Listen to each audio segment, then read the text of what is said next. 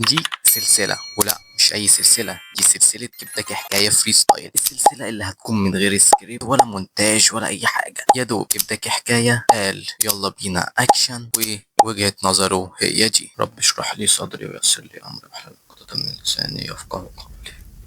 بسم الله الرحمن الرحيم. أنا ما بحبش الطعمية. أيوة زي ما سمعت كده، ما بحبش الطعمية. طيب ليه؟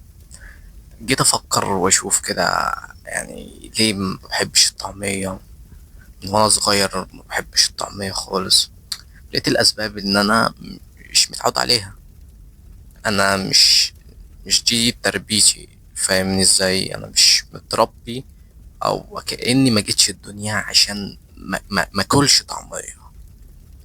انا ابني لما يتخرج من الحضانة الفرنسية ولا الألمانية، مش عارف ازاي هصالحه اقول له تعالى يلا احنا ناكل الطعمية.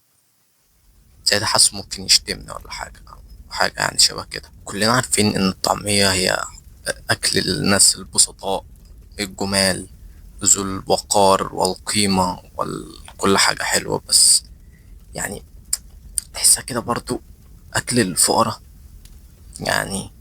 والله حتى ما بقتش بأكل الفقراء، تخيل لو بقيت مثلا تنزل تجيب افريج 10 جنيه. ماشي، متفهم كل حاجة إن كل الأسعار بتغلى في كل الدول، بس دي طعمية يا اسطى. انت حرفيا ما بتعملش أي حاجة غير إن انت تجيب فول وبعض من الخضروات مجهولة المصدر، مرشوشة أمامي وخلفي، وتحطها لي. أيوة أنا عارف إن أنا بقول الكلام ده وأنا قاعد في جنينة في ألمانيا. قصدي يعني في الصورة، فاهم؟ أنا قاعد دلوقتي في الصورة في جنينة في ألمانيا. فاهم ازاي؟ يعني أنا دلوقتي قاعد صورة في ألمانيا. فاهم ازاي؟ فالطعمية ليها برضو وقار وقامة. على سبيل المثال، دلوقتي ابنك رجع من الحضانة وقال لك يا بابا أنا عاوز آكل طعمية، هتقول له إيه؟ امشي يا فقير يا ابن.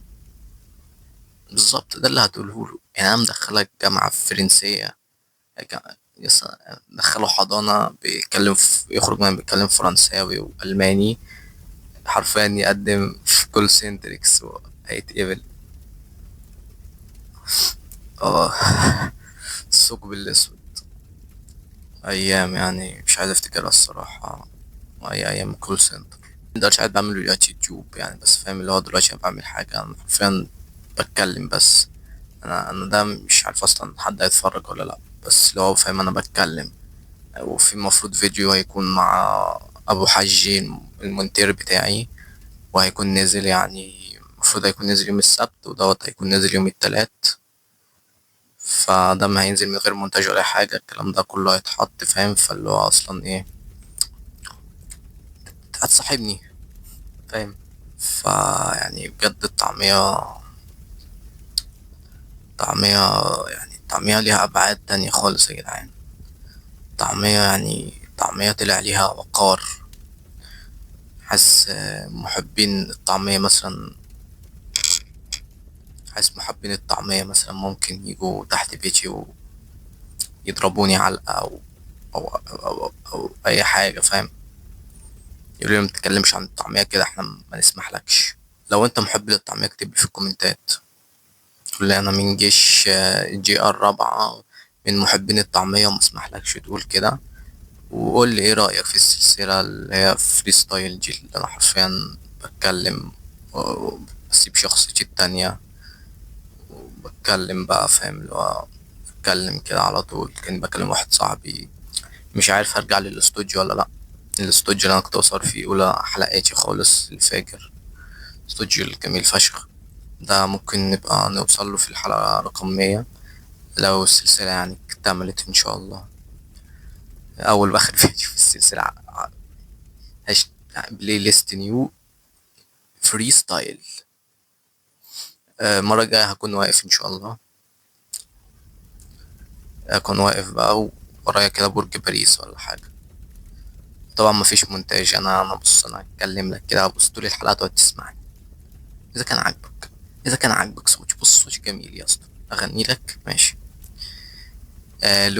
لولا البنات، لولا يا ولاد ما كانش هيبقى فيه غزل بنات. لا انا زهقت الصراحة، انا زهقت، انا مش عارف مالي. انا بصور في الساعة 6 الفجر، يعني المفروض اكون في كامل نشاطي وحيويتي وكل الكلام الحلو دوت. بحبكم، ما تنسوش الاشتراك واللايك ويدعمونا عشان تستمر السلسلة. والفيديو الجاي هيكون بيتكلم عن الخلفة في مصر.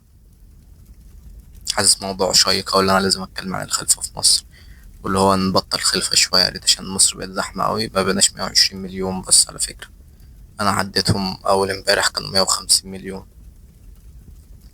أو صراحة مش أنا لوحدي، يعني كان أحمد فتوح معايا ماشي. بس قولوا لي رأيكم في الكومنتات. السلام عليكم ورحمة الله وبركاته.